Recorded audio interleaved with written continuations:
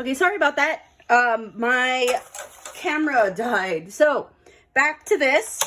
I added the milk mixture back. We're gonna cook this, whisking this on medium, just till it thickens, okay?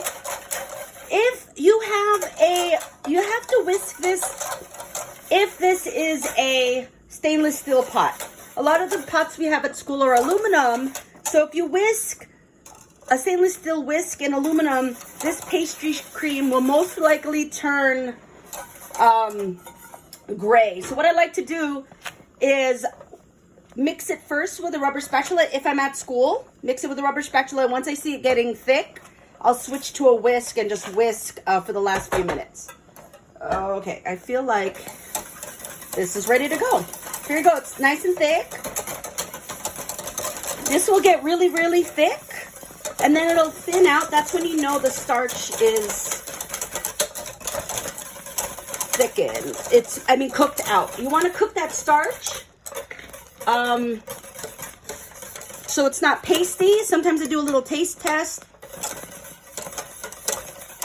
I could feel it if it's crunchy, if it's gritty or not. This is good to go. I'm going to turn this off. Usually about 30 seconds after the boil. It's good. I'm going to cut the heat, add a little bit of vanilla extract. So it's how much vanilla? About a tablespoon or 2.5 teaspoons of vanilla. You don't want it too vanilla-y. Once you have that, transfer it to a container or a bowl right away. You don't want to let it sit in this hot pan or it'll continue cooking and it will get chunky.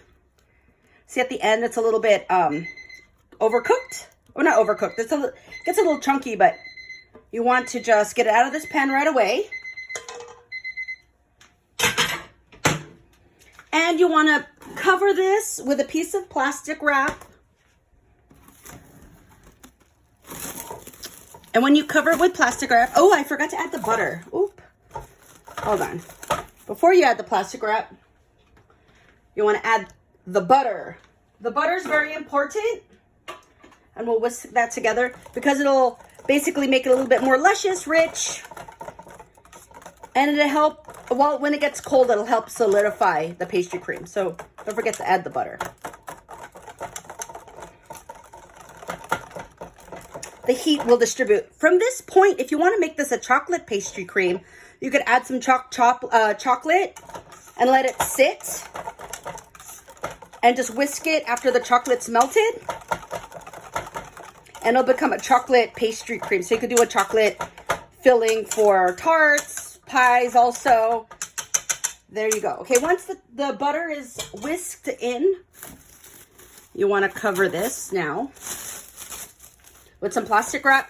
And after you put the plastic wrap, you want to push it directly onto the pastry cream to prevent a skin. You don't want a pudding skin. I know back in the day when we used to make pudding, when you refrigerate it, it'll have a skin on it. The kids nowadays, when I tell them about a pudding skin, they don't know what I'm talking about. So hopefully you guys know what a pudding skin is. Just put it directly on that and we'll put it in the refrigerator until it's time to use it. About 4 hours, just until it's cold usually. But ideally, overnight if you want, a minimum of 4 hours till it's super, super cold. All right, thanks.